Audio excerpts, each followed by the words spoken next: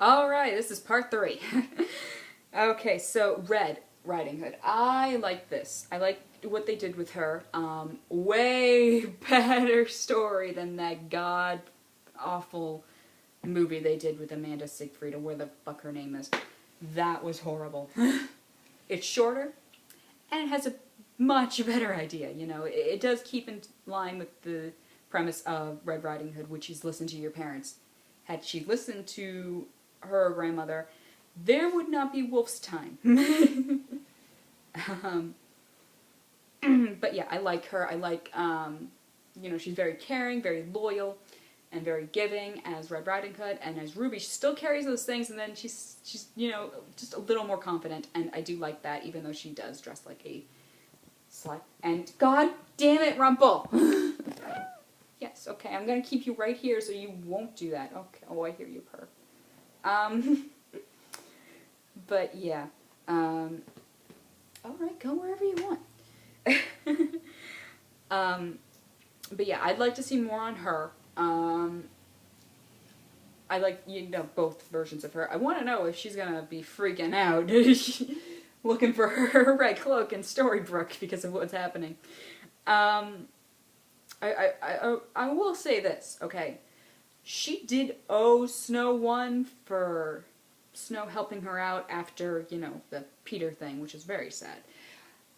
But, Snow owes her, like, 50 for everything she's done for her. I mean, seriously. She's fucking killed people for Snow. That's loyalty right there. I really do want to see more for her. She is such a wonderful character. Jiminy Cricket. I really like the backstory they gave for him. In the original Pinocchio story, he doesn't even have a name. He's just called Talking Cricket. And I'm pretty sure, I might be remembering this wrong, but he keeps changing forms throughout the book, just like the Blue Fairy does. She goes from, like, old to young, or it's like young to teenage to old, and she's called the Fairy with the turquoise hair. But they don't really have a reasoning for him, and I think this does more solidify why he's there.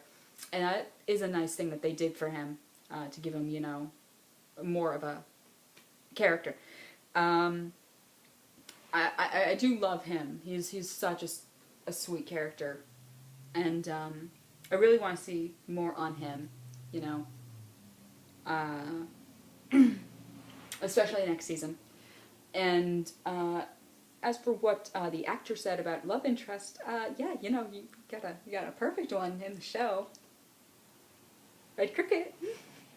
Come on. Come on. The writers don't even have to do anything. They don't even have to make a canon. All you have to do is give us like 2 or 3 scenes with them just interacting, and we'll take care of the rest. You know? Please? I think that they would just make a cute couple. I ship it. Deal with it. But yeah, I feel for him because you know what? He's, as Geppetto said, and he's a dick, by the way. It seems like he's not going to be able to be human again anytime soon. And really, Blue Fairy, did you really have to turn him into a cricket? Really? But yeah, I'd really like to see more on him, more on Ruby, more than Snow White and Charming. Yeah.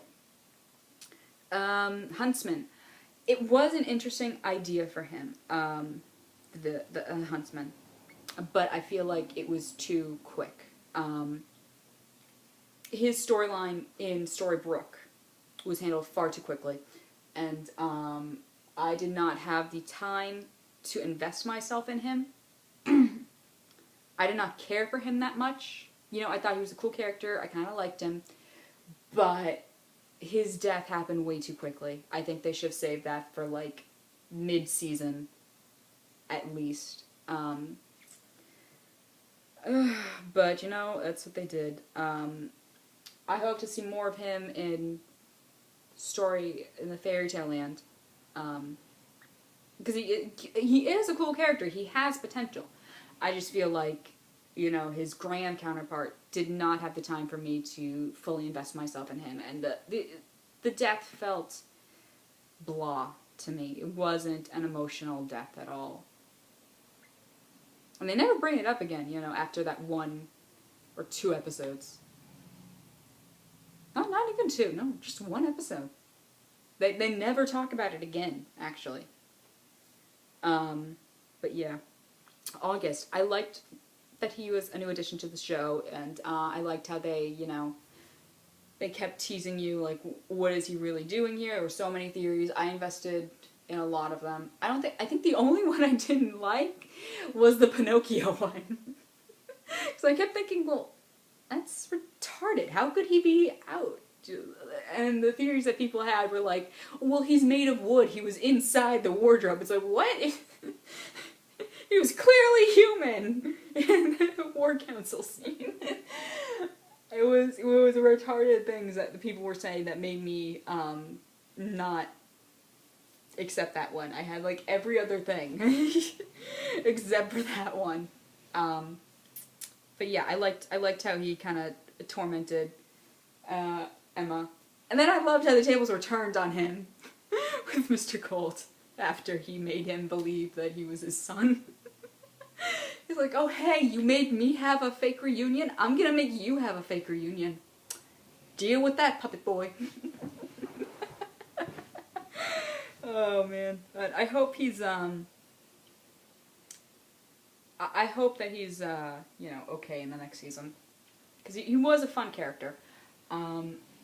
It does make you wonder, though, if he would have been able to, had he stayed, help Emma. Like, if things would have turned out differently. Like, who fucking knows, you know? But yeah, I do feel like the Pinocchio thing happened a little too quick, but it was okay, you know. He's probably one of the characters I don't want to see more of as Pinocchio. As their, you know, their storybook fairy tale counterpart. Okay, Belle. Oh man, I loved her. I love her so much more than any other princess in this show. I don't even know if she is a princess, but whatever. And I was really worried when they first showed the pictures, the promotional pictures where she was in, you know, the outfit, the gold outfit, with, you know, Rumpelstiltskin and the people, the production photos, and, you know, they were teasing, and I was like, oh, god damn it. Because I was worried, you know, at that point, it was like, well, they did, you know, a Jiminy Cricket well, but, oh, god. Hansel and Gretel.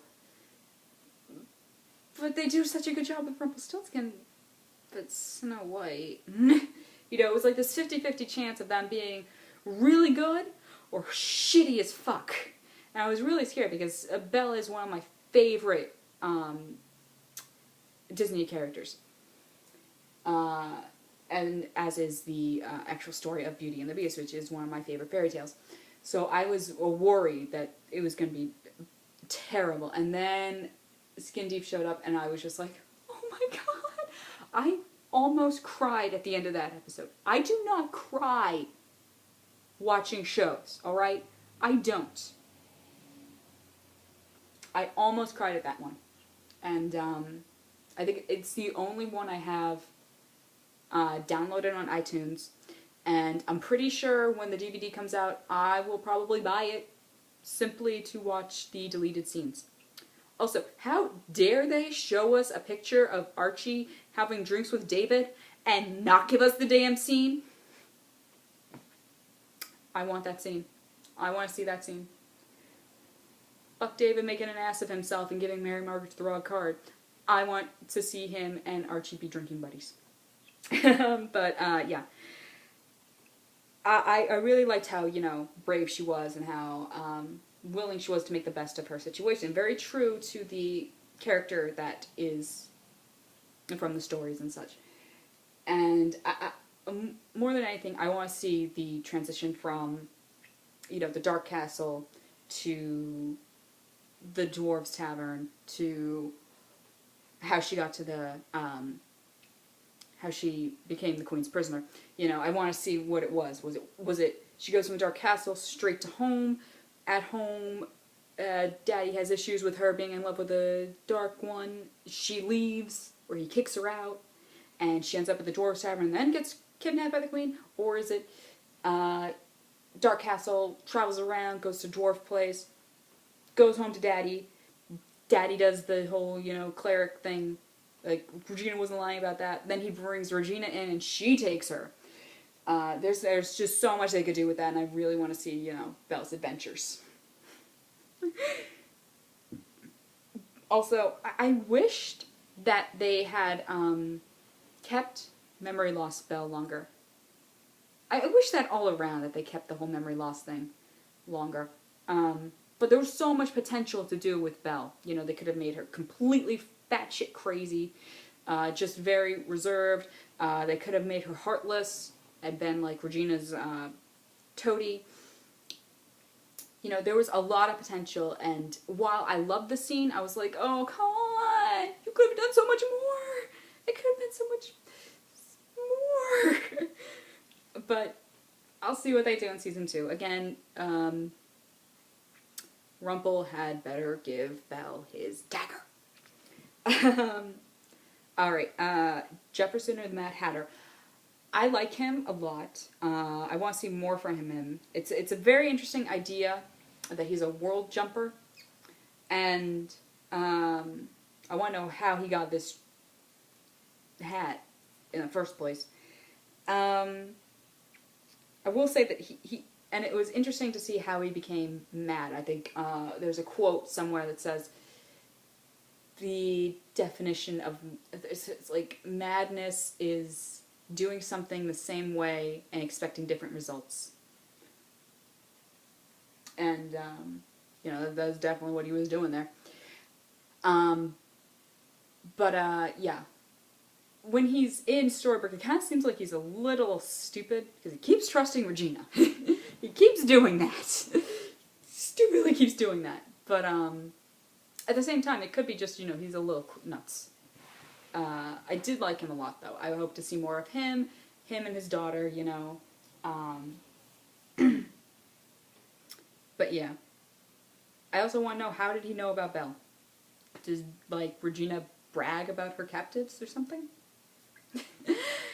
That is one of those things where, like, people are just saying, he's the Mad Hatter. He knows everything. Alright, Sydney Glass or the Magic Mirror. This is another one of those characters where I'm like, I'm not too keen on the backstory they gave him, you know, with being the genie, and the genie falling in love immediately with Regina, because it's like, ooh, pretty woman of eligible age. Yes. That was like probably the most racist thing I've done. But, yeah, I feel bad for him, but it's his own stupidity, so it's like, you are in the stupid corner.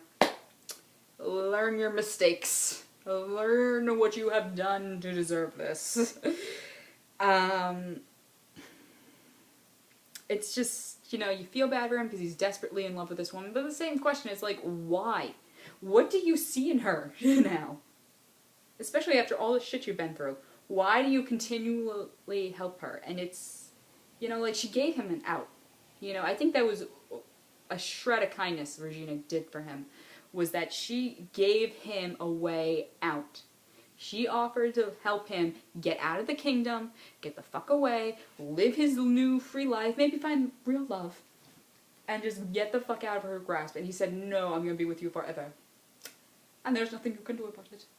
I'm going to use my magic lamp, which I know fucks things up, but I'm going to do it anyway.